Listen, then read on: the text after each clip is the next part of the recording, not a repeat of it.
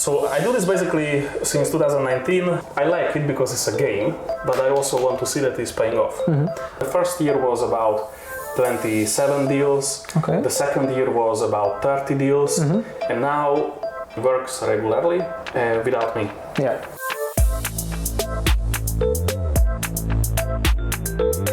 So hello guys, welcome to my YouTube channel, and for today I have a special guest in here. It's Jozef.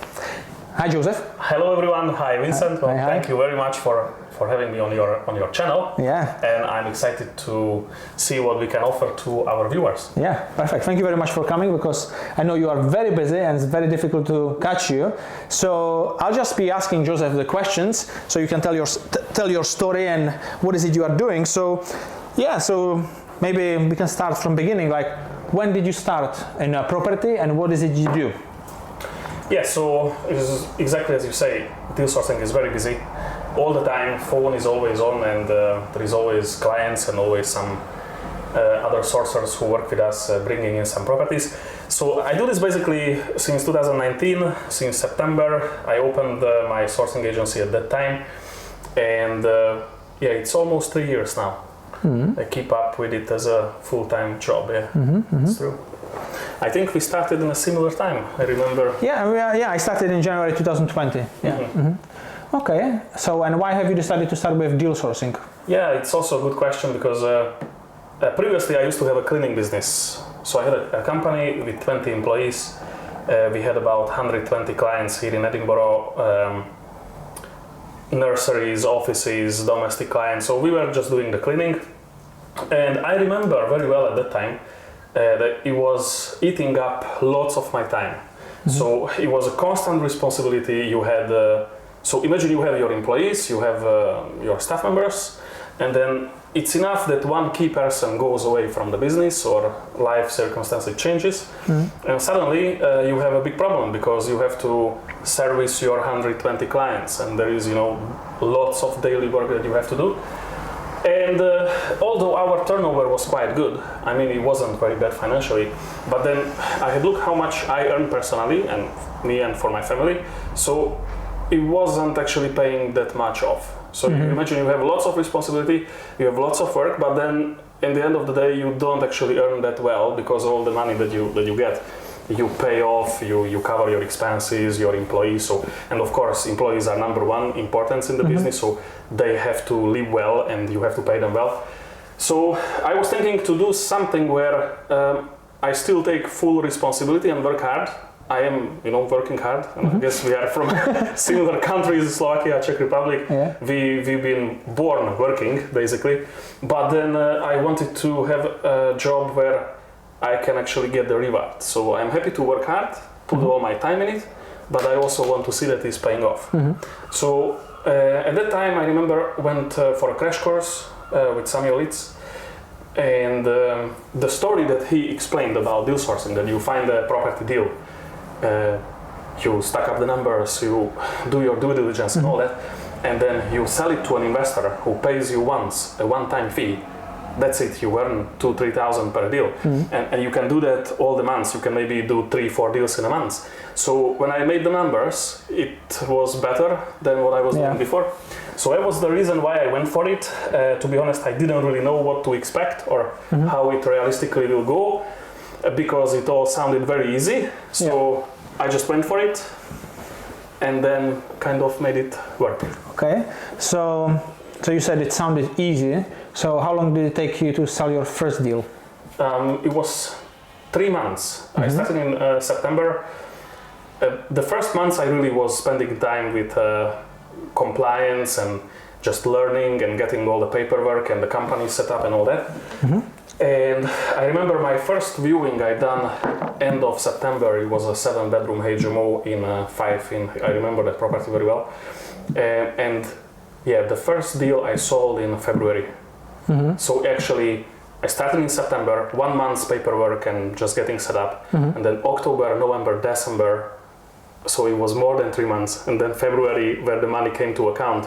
So yeah, even more than 3 months. It was almost 5 months. Okay. Like honestly, totally honestly speaking, because when you start up, right, you do the viewings. I didn't want to really go with a route of co-sourcing because I tried some other sourcers here locally, but there wasn't really anyone who was doing it very seriously, and it didn't really work well. So I had to push until I got a couple of investors. I had 131 investors on the mailing list. I was very proud of it. I remember it was 131 on the mailing list. Okay. And then the first deal went through and it was sold. Okay. So yeah. So it took you nearly 5 months. Nearly 5 months to sell your first deal. Nearly. And build 131 investors. Wow. Now when I look at it, terrible. Now when I look at it, because it's this, you count, like you say, is only 3 months. Yeah, because sometime in November or December I started to have real deals. So I actually understood that where you can add value and which properties you can secure below market value. But the work you did the 2 months before is just, you don't even count it because it just went. Yeah. So yeah, it has been really a long time before the first monies came in. And it's not like in the other business that okay, let's say just a general service company, yeah? Let's say not a cleaning business because I've done that, but let's say if you do painting and decorating, yeah? So all you do is you do huge advertising, you get in your clients, and then you have the staff. You schedule their rota and they do paint houses every single day, every single week. With deal sourcing, you sell deals, you get your income, yeah, you made 10,000. There was of course, there were several months when I was making really good money, but then the months end, and the next month you start from again. So you have to, all that effort and all that work you have to do every single month in order to make income. So I like it because it's a game, and it gives you the freedom that if you, like for example, now we went for a short holiday, I can switch off the phone, and when the deals are closed, I have nothing else to do, unless I want to find more deals. Yeah. So it's very good that you can just close it down and just go whenever you want. And go, and you don't really have, you don't have that ongoing service or ongoing management there, Yeah. So since that first deal you sold in February, so how many deals you sold since that? Do you keep a record of that? I keep every year, because my accounting year ends in October. I count how many deals I have sold in that year. So I haven't counted this year, but I know that since October last year until today, we have sold more than in the last 2 years in total. So I remember the first year was about 27 deals. The second year was about 30 deals, and now since October last year until today, we already sold more than the 2 years combined. So it has been, I made a lot of changes because the first year really was difficult. We didn't really know how to make it work properly. We were just trying to find deals. And when I say we, is because this focus sourcing is not only me, but I work with other people who help sourcing properties. But then this year we really changed a few things. I don't know, you want me to talk about it because this is... If you want to share, you can, but if you don't want to share your secrets, you don't have to. It's up to you. It's not a secret, but the thing is... It's like on my last video on the interview, it's like Solin was making fun, like, 6 of you who is listening. I have so many views just yet, guys, but it's gonna get there. All of you are important. All the 6 of you are great.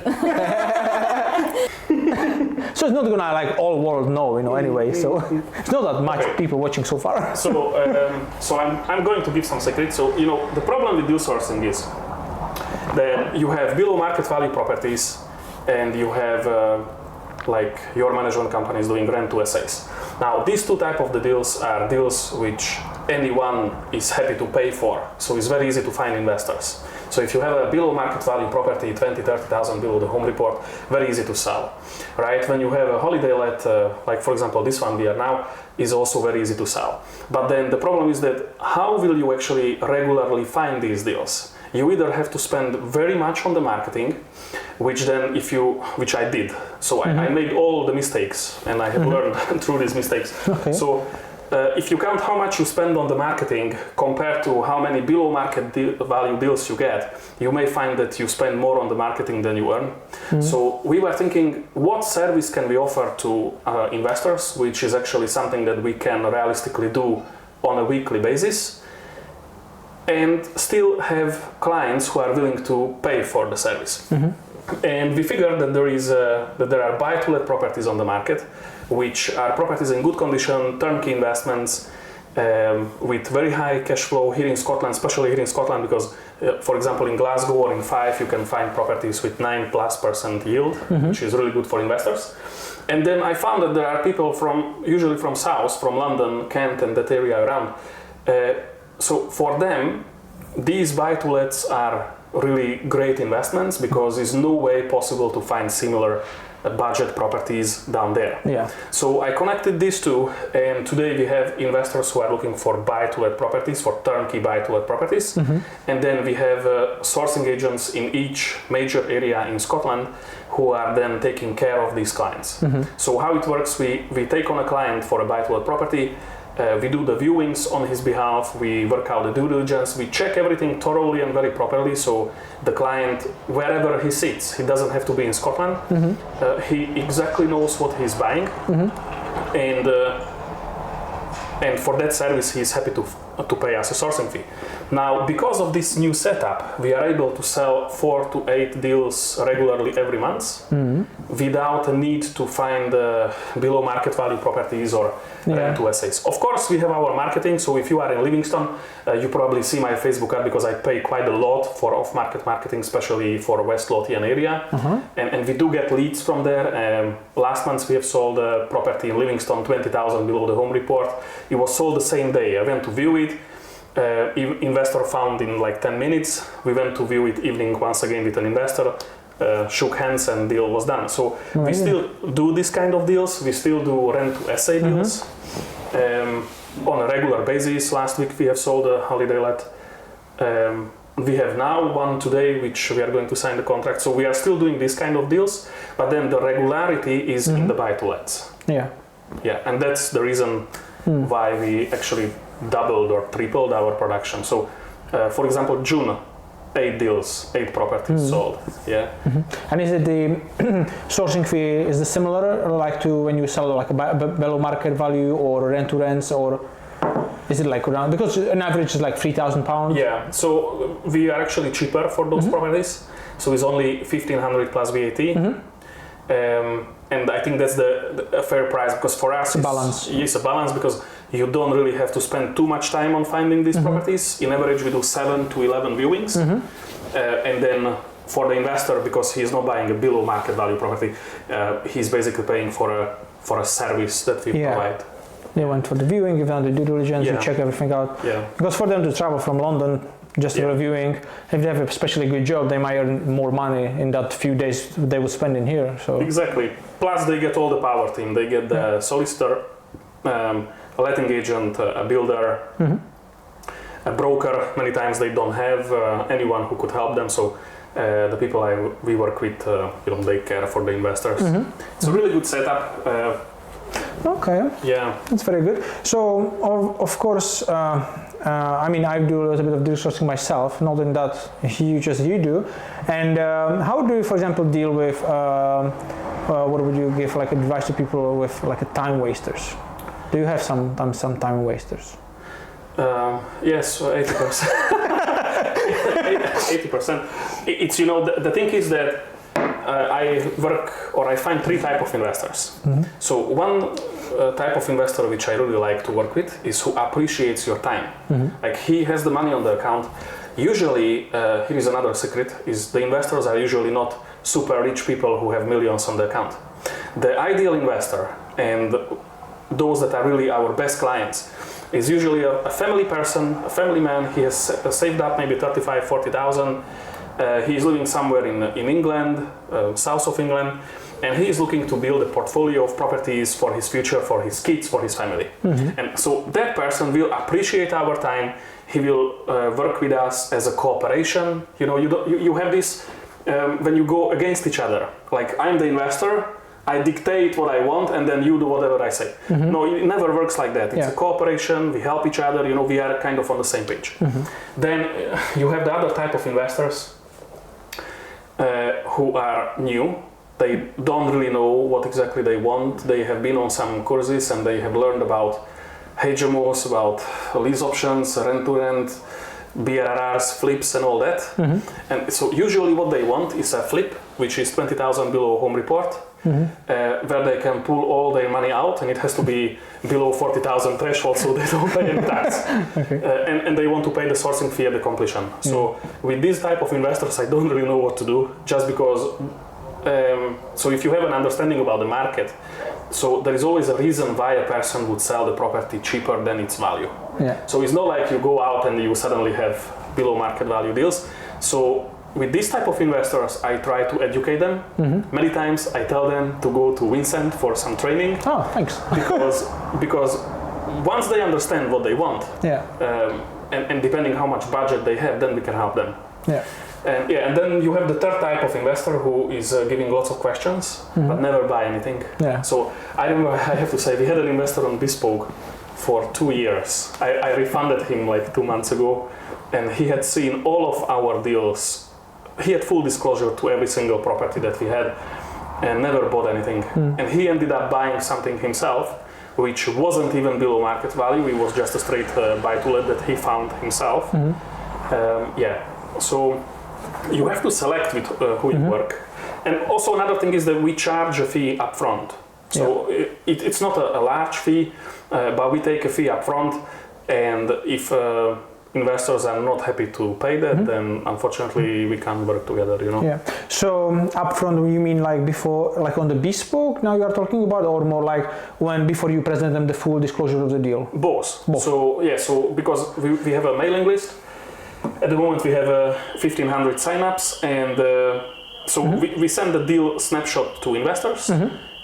If it's someone that we haven't worked before in the past, someone new, then we of course require a photo ID, we sign a short sourcing agreement, and we take a deposit, which is, right now we charge 300 plus VAT, and then once the deposit is paid, we send the full disclosure.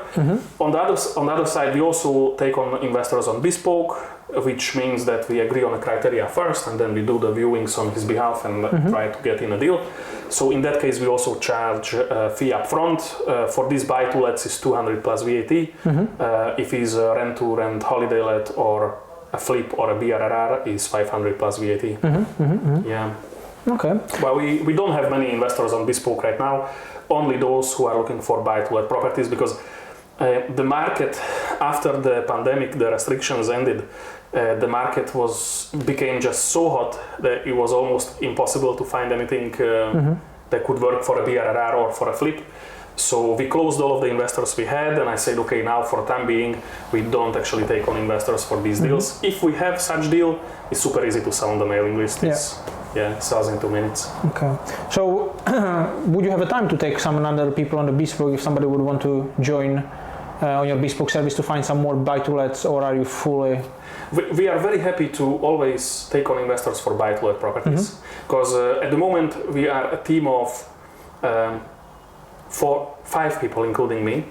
So we have Thomas for Edinburgh with Jack, he's also finding properties in Edinburgh. We have Fahad for Glasgow and Wojciech for Fife area. And how it realistically works is when the investor signs up, we take his criteria, he is then connected with the sourcing agent directly, and then they can discuss the criteria, they can discuss each property that the agent views. So potentially each of the sourcing agents can handle 4 clients.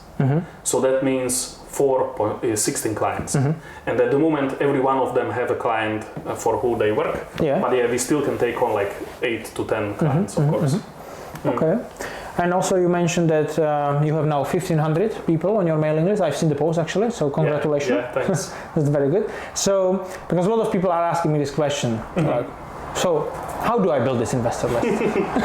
Would you have any advice? Or, I mean, you're doing it for 3 years, so it took you 3 years to build 1,500 people. So because some people, they think like they're gonna get 1,500 people in a week. So you don't need to share all your secrets, but maybe some small few tips which it can help to people to grow their list. You know what, I think, so you see again, so this kind of business is business to person. So if you do any other business which is business to business, you can easily buy a mailing list. So I remember in the cleaning business we had a mailing list of about like 20,000 people, like 20,000 other companies, because you legally can do that and it complies with the GDPR regulations. But here with deal sourcing, you don't really want to build just any mailing list. You don't really want to like sign up anyone or buy mailing lists from somewhere else or copy paste business contact, because it just doesn't work. What you want is you want to have high opening rate, so you want to have people on that list who are actually interested in the deals that you send out. And it's either other deal sourcers who like to see what deals you have, and many times it ends with some cooperation, or it's actually investors who either follow you for some time. For some time, it means it can be 2 years, and then investor calls you that, I was seeing your emails for two years and now I'm ready to buy. Or you have actually clients who are ready to buy right now. So I don't know, I don't actually think that I did it on the best way, because I consider it very little. It's only 1,500 in 3 years. It could have been 10, 15, 20,000. But I think the way how I did it is just to be present on social media, go on networking events, very important actually. We spoke about this last time, and it's actually a really good idea to visit all of these networking events and sign the people up to the mailing list. It's free, they are not losing anything, they can only gain, they can only see what deals they can actually buy in Scotland. So the other way, which is starting to happening now after these 3 years, is that we have a base of about almost 200 clients who already bought some deals from us in the past. And so these clients who have good experience, they already took a deal. Many times they advise us to their friends. And that's also another way how a mailing list can be grown. It of course, it does work now, because we already have some history and quite a few deals done, but it wasn't working at the start. At the start, you really have to be out there. And send deals. I remember at the beginning, I didn't care if I sell a deal. My whole purpose for the week was to send out the deals, because I wanted my investors to see that this guy is actually out there. He's actually working. If they don't see you for 2 months, then you are dead. You don't exist for anymore. So Okay, that's very, very good. I think that's the way. But it would be good to have more. Like 5,000, 10,000, of course. So what is your goal? Like, where do you want to take it? The deal sourcing or any other goal you have, perhaps? I have the same goal with this company as when I started. I want to see it working as a systemized business. So, and it's not easy, because, as you know, with deal sourcing, you don't really have a product from which you get an ongoing income.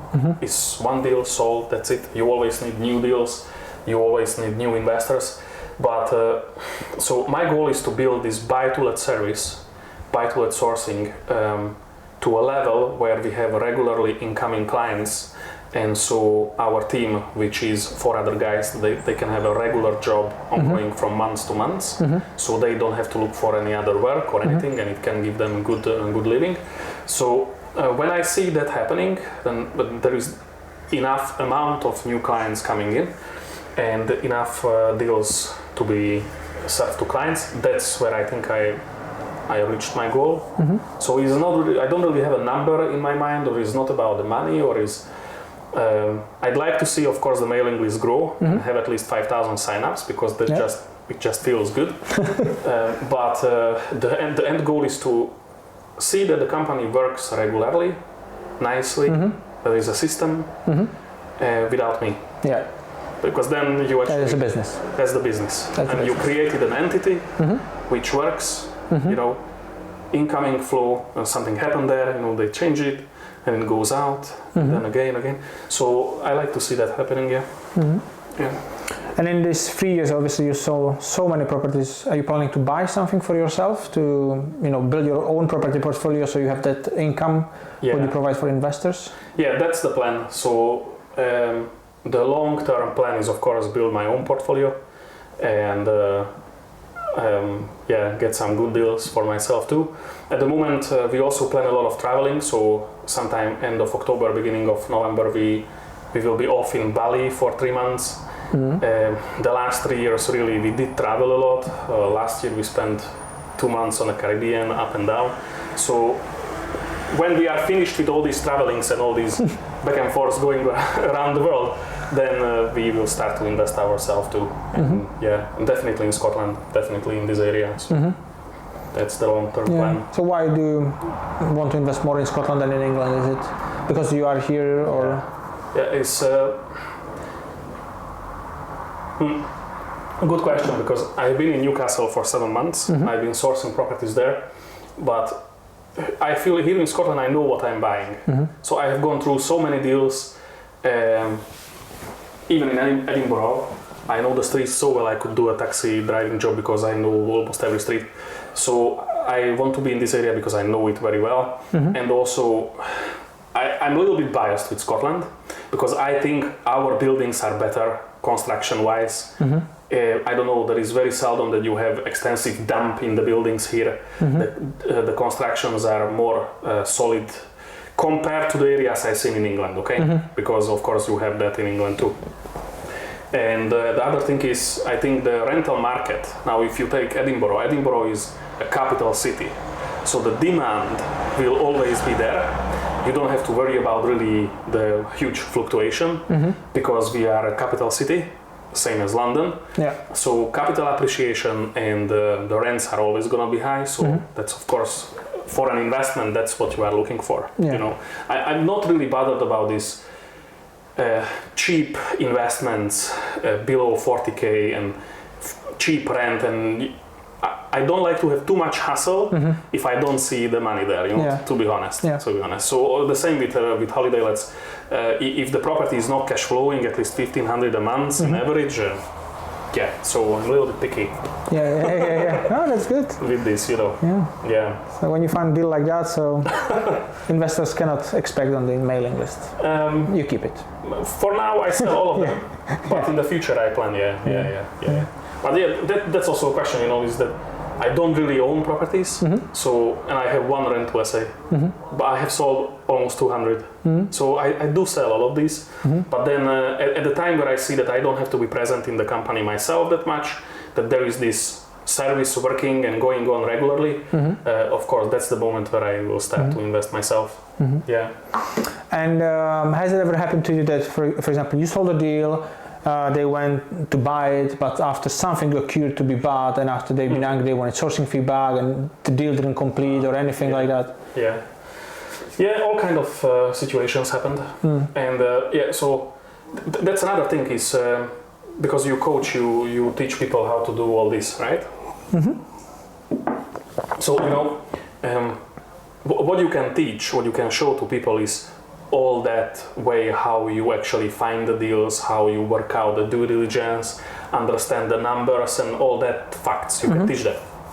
But then with every single deal there can be some situations you run into which I don't think you can actually teach in advance, or maybe you can write a book with all your experiences, because I'm sure you went through similar or the same, but many times deals fell through, mortgages take too long, a seller pulls out, or I don't know, there can be several different situations that happen. So we did refund some of the clients in the past. Usually when that happens, let me just take a specific example.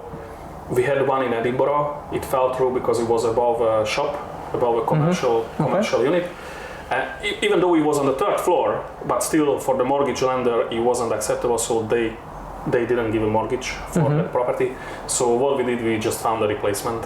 And then, you know, if it happens regularly, or if it happens 2-3 times, then you just make a policy in the business that you don't ever look for properties which are above a commercial unit, because they are not going to be mortgageable. So we did that. We learned with mistakes. So anytime there was a mistake, anytime there was some problem, I have made a new policy. Okay, guys, from now on we don't do this, or we don't do that, you know. But the good thing is we never had any like bad experiences. Anytime there was a problem, we always solved it. We always found solutions. We never ended our cooperation with an investor in a bad way, which is good, you know. It takes time. It takes a lot of work and effort. Sometimes, funny sometimes saying that I'm sometimes like, you buy furniture in IKEA. You bring it home and then you call like, I don't know how to put it together, come and help me. So that's how Jozef sometimes works. Is that I sell a deal and there is some problem and the investor calls me, there is a problem, which is not really my problem. Yeah. But then of course we help because we want to have a win-win situation, you know. Yeah. But yeah, it happens all the time. There's always something. Thank you guys. Is the way how I've been taught at the start that you package a deal, you sell it. Like you present a deal and someone say, thank you, I'm buying it. Never happened. There is always questions, figuring out things, you know, always some back and forth. And then when the deal is bought, then okay, problem with the mortgage, problem with slow solicitors, problem with that. So there's always something, you know. Okay. Yeah. So I think that's one of the key ingredients in being successful in this business is you need to be able to take every deal separately and make it happen. You know, sometimes you have to talk with agents, make them to be on your side. Sometimes you have to chase broker, solicitors, whatever it's needed to get the deal done, you know. Okay, amazing. I think so. So yeah, so you shared a lot. Thank you very much for everything you shared. And if somebody is there listening and they want to start in deal sourcing and all these things what you are doing, what would be like one thing what you would tell them to do to start? Like what would help them the most, do you think? Like if you can think of one thing which they can... I think most important is to get trained. Like, get trained and then find a co-sourcer who will help you to sell deals. I think that's what I would do if I would start now. Yeah. You can go with another route to build your own investor list and all that. It's just you're going to make mistakes. And we made a lot of mistakes. That's why the first year was really difficult. So find a good coach, a good trainer, get trained, understand what you are doing, see all these type of deals, go out on the market, view properties, see what's there. Get your head around it and then try to sell some deals with co-sourcing or I would say that. I think co-sourcing is a very good way to start with, so you have a big chances to sell. So as you heard Jozef, get trained and sell through his company. And that's the cooperation we are doing. Exactly. Okay, thank you very much for listening, guys, and I'll put the Jozef information in the description so you can follow him. If you're an investor, you can sign up to his mailing list and he'll be able to help you out or take you on a bespoke, or if you want any advice. He's a very busy man, but I'm sure that he'll find a minute or two to spend with you. Have an amazing day. Thank you, guys.